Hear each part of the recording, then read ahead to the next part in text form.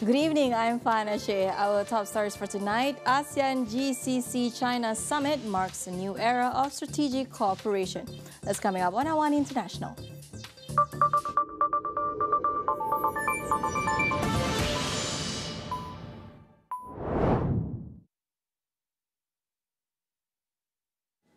A new chapter of strategic cooperation unfolds at the inaugural ASEAN-GCC-China Summit in Kuala Lumpur. Prime Minister Datuk Seri Anwar Ibrahim hails the summit as a pivotal moment, underscoring deepening ties between Southeast Asia, the Gulf states and China. He extended his appreciation to the Crown Prince of Kuwait, Sheikh Sabah Khalid Al Hamad Al Sabah, and Chinese Premier Li Qiang for their attendance, calling it a reflection of enduring trust and friendship. Together, ASEAN, the GCC and China represent a combined GDP of nearly $25 trillion and a population of over 2 billion. Separately, Anwar held a four-eye meeting with Premier Li to strengthen strategic ties. Anwar said Malaysia, as the ASEAN chair in 2025, appreciates China's commitment to strengthening regional cooperation and bilateral relations, especially in facing current global challenges and geopolitical changes. Now we turn our attention to the burgeoning relationship between ASEAN and the Gulf Cooperation Council. Is this partnership moving towards a real strategic alignment, or is it at risk of becoming a symbolic alliance without meaningful substance? We put that question to ISIS Malaysia's Director of Foreign Policy and Security Studies, Thomas Daniel. I think, initiatives like these are both symbolic and meaningful. They needn't to just be one or the other. In the case of the second ASEAN-GCC summit, which just took place, perhaps it has a bit more to it than just only symbolism. So this summit builds on the first summit, which was held in Riyadh 2 years ago, and there is an existing framework for engagement, the ASEAN-GCC framework of cooperation that runs from 2024 till 2028. Now, the framework covers a range of targeted areas that largely reflects the three ASEAN communities that both organizations commit to greater engagement on. So what this means is that since 2023, we have seen a number of smaller engagements between ASEAN and GCC that reflects issues beyond just trade and investment, right? And these often fly below the radar. So you see, meetings on topics like climate and energy transition, the digital economy, law enforcement cooperation, and these are just some that I'm aware of. You see a commitment by ASEAN and GCC foreign ministers to meet annually on the sidelines of UNGA in New York. And even the secretariats of the GCC and ASEAN have increased engagements through their community of permanent representatives and the ambassadors based in Jakarta. So the relationship has certainly come a long way from that side meeting in UNGA in 1990, where the FMs of ASEAN and the GCC met formally for the first time. Of course, when compared to other ASEAN dialogue partners like the EU, Japan, China, or even the US, there is much more going on with those partners because the history of structured engagement has been there for longer. But both ASEAN and GCC seem to be committed to growing this engagement. And I think for ASEAN, it's also a reflection of the desire to broaden relationships with other intra-regional groupings beyond existing dialogue partners. Earlier on Agenda AWANI, our team also got to speak to ISIS Malaysia chairperson, Datuk Professor Dr. Muhammad Faiz Abdullah, about the common areas where ASEAN and GCC could work together. Take a look. Let's say, first of all, would be in some of the major areas that concern the world, which is now fast-moving. For example, in the area of technological advancement, in the area of microchips, semiconductors. You have seen that in the Middle East itself, the GCC, they are moving very, very fast ahead. They've got very good infrastructure in moving towards this particular line. Malaysia, for example, at the center of it, together with ASEAN, has always been known to be one of the hubs concerning the, well, in this case, more of the back end rather than the front end, but it's fast developing as well. That is one area of great convergence where they can go together. Catch the full conversation on Astro AWANI website as well as all our social media accounts. As global investors weigh risks amid growing uncertainty in the United States, eyes are turning eastward, with ASEAN emerging as a dynamic high-growth region. Against this backdrop, Professor Emeritus Dr. Wu Wing-tai unpacks key drivers behind today's ASEAN-GCC-China Summit. Given the uncertainty in America, you really got to think about whether you should put your money in America. Look at what Moody, S&P have done recently. They have downgraded U.S. government bonds below AAA. In other words, what used to be safe is not so safe anymore. Yeah. And this is a dynamic region, a good place to invest, and the education level in this country makes a labor force that is increasingly productive.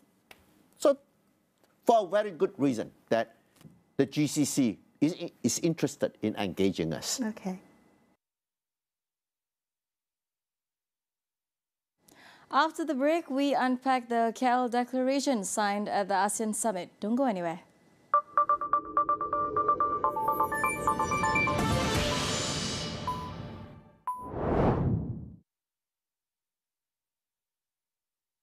Perusahaan kecil dan sederhana, impian besar. Jiwa SME Astro AWANI kembali menjelajah Malaysia.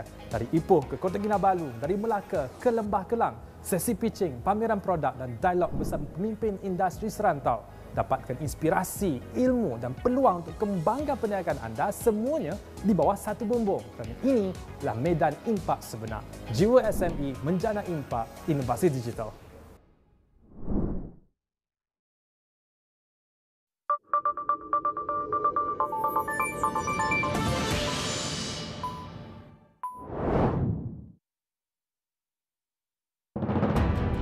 Ten years ago, ASEAN Community Vision 2025 was conceived in Kuala Lumpur, an ambitious blueprint to guide the region's common course through the decade ahead. Since then, under the quiet resolve of this guiding vision, ASEAN has pressed forward, marking steady strides in nurturing peace, entrenching stability, and advancing the promise of collective prosperity. Today, ASEAN has grown even stronger, connected and resilient, united by shared goals and purpose. We stand as the fulcrum of the regional architecture and an influential force in driving positive change. We have become a formidable and dynamic economic powerhouse, poised to become the world's fourth largest economy. Our peoples have flourished in the calm embrace of a peaceful region, uplifted by the currents of a thriving economy and the quiet stitching of greater connectivity. They remain at the very heart of ASEAN's journey towards deeper integration. After a decade of a remarkable journey, ASEAN is now in a position of strength, able to embrace the future with confidence and vigor. The evolving global environment will require ASEAN to be bold and transformative in its outlook. Together, ASEAN must navigate an era marked by rapid change and mounting strategic challenges with unity and purpose. Together, ASEAN must continue to recalibrate its priorities and agenda to remain dynamic and responsive, mindful of the impacts and opportunities of existing and future mega trends. This year, another defining chapter of ASEAN's journey is being written in Kuala Lumpur with the adoption of ASEAN 2045, our shared future. ASEAN Vision 2045 will chart a bolder, inclusive and forward-looking agenda of the region for the next 20 years. It is a visionary roadmap that would guide ASEAN in ensuring regional peace, stability and prosperity of the region and beyond. It is driven by ASEAN's conviction that no one should be left behind as we keep the future firmly in sight. Our future is what we envision and construct it to be. Together, ASEAN will embrace the future with renewed determination and resolve. This is the time to demonstrate the strength of our unity and our shared vision of progress, prosperity, and justice.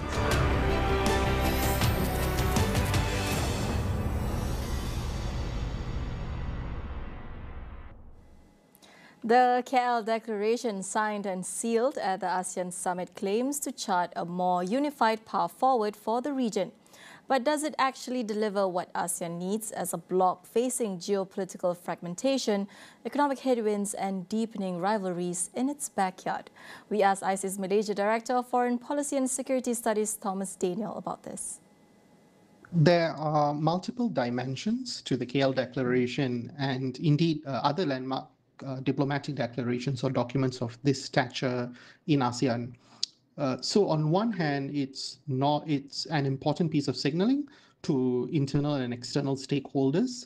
This is not a regular year for ASEAN. It marks the end of its 2025 vision launched a decade ago in KL and the beginning of the 2045 community vision, which is a new plan that lays out all of its future priorities and trajectory as a community for the next 2 decades.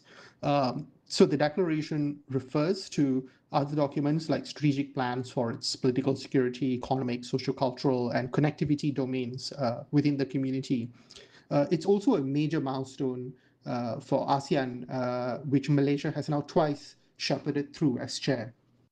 But on the other hand, there is the context and times in which these documents were adopted. And I think the declaration and its related documents show that ASEAN member states recognize that they need to enhance cooperation with each other to reduce barriers of cooperation with each other, as well as dialogue partners on a range of issues like security, labor, public health, physical and digital connectivity, sustainable financing, infrastructure development, adaptation to climate change, and so on.